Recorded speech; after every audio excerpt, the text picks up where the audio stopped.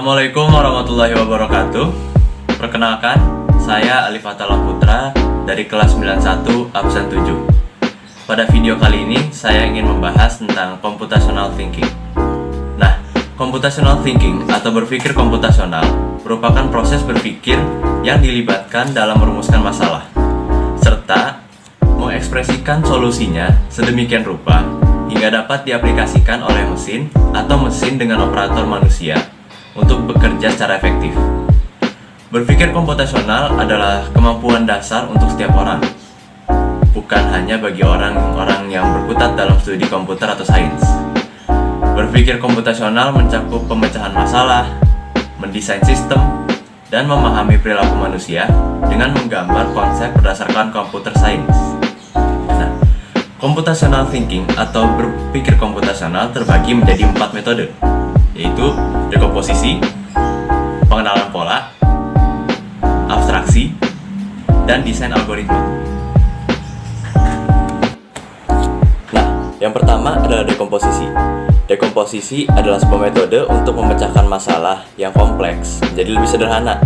Metode ini dapat diterapkan dalam computational thinking sehingga merupakan sebuah pendekatan dalam proses pemecahan masalah. Di kehidupan sehari-hari, kita secara tidak sengaja telah sering melakukan proses dekomposisi.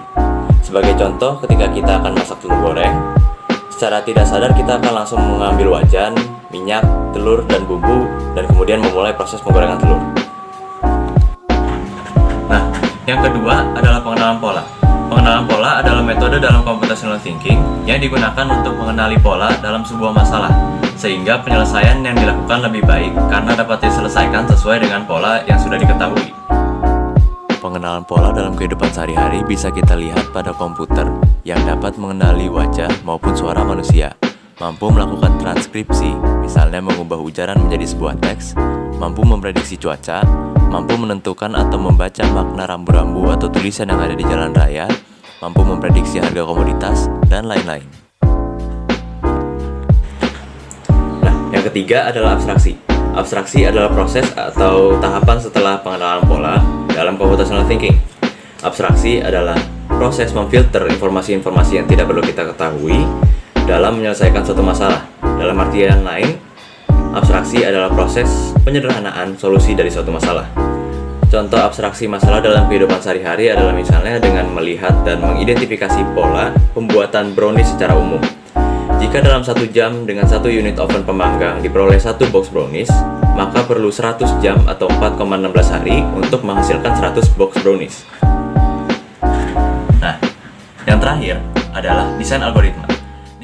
Desain algoritma adalah mengembangkan petunjuk pemecahan masalah yang sama secara step by step, langkah demi langkah, tahapan demi tahapan, sehingga orang lain dapat menggunakan langkah atau informasi tersebut untuk menyelesaikan permasalahan yang sama.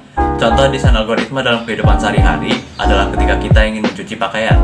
Kita akan mengurutkan pemecahan dari mencuci pakaian dengan memulai dari memilah pakaian, menyiapkan alat, lalu mencuci, memeras, dan yang terakhir adalah menjemur.